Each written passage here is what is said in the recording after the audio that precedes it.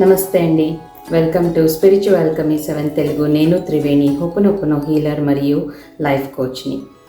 11 days రిలేషన్షిప్కి మీకందరికీ స్వాగతం, సుస్వాగతం.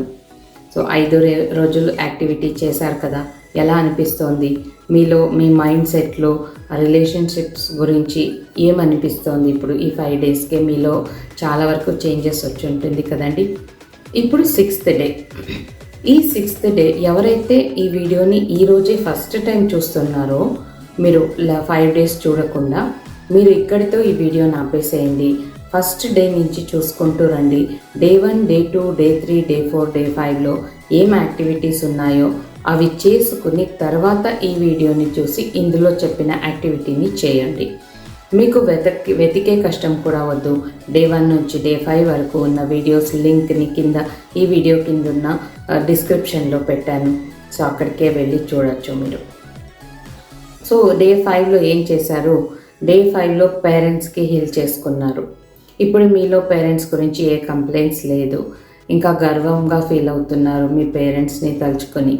మీ పేరెంట్స్లో ఉన్న మంచి లక్షణాలని రాసుకున్నారు కదా.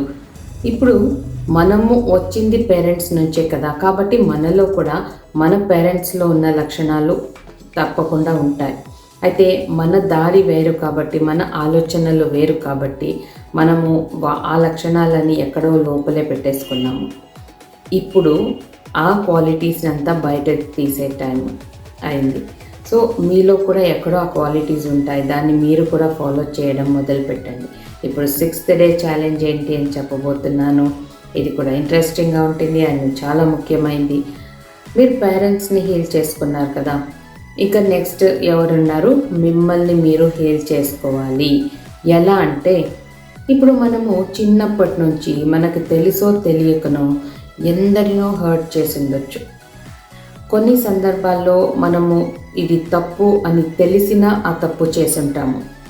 ఎన్నో సందర్భాల్లో ప్రతి ఒక్కరూ చేస్తారండి.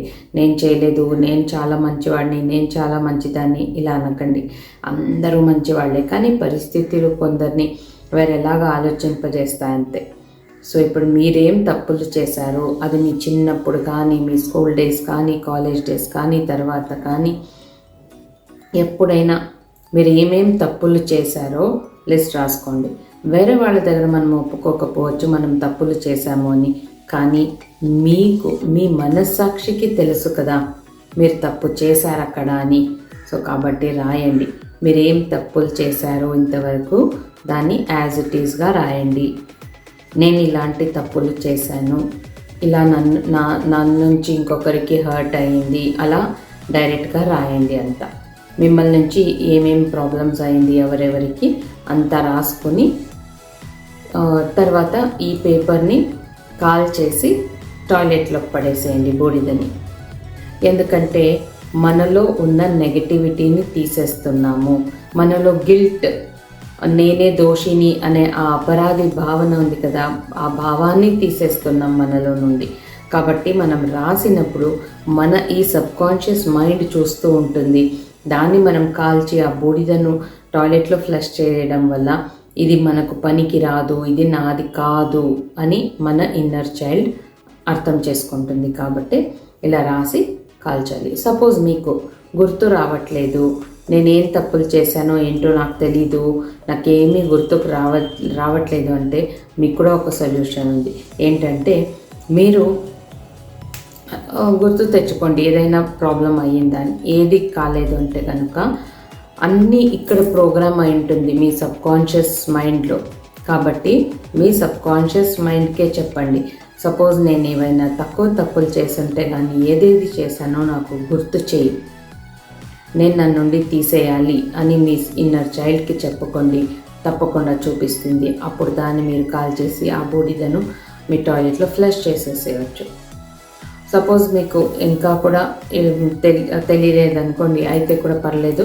మీరు ఏం చేయొచ్చు అంటే, ఇంతవరకు నా నుంచి తెలుసో తెలియకనో ఏదైనా తప్పులు జరిగింటే, నేను తెలుసో తెలియకనో ఎవరినైనా బాధ పెట్టుంటే దానికి నన్ను క్షమించేసే, నన్ను నేను క్షమిస్తున్నాను, నేను ఎలా ఉన్నానో అలానే నన్ను నేను స్వీకరిస్తున్నాను అని రాసుకొని దాన్ని కాల్ చేసి టాయిలెట్లో పడేసాను.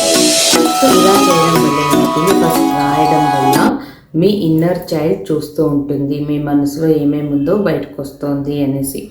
దాన్ని కాల్చి టాయిలెట్లో పడేయడం ద్వారా ఏమవుతుంది, మనలో ఉన్న నెగటివిటీ అంతా రిలీజ్ అయిపోతుంది.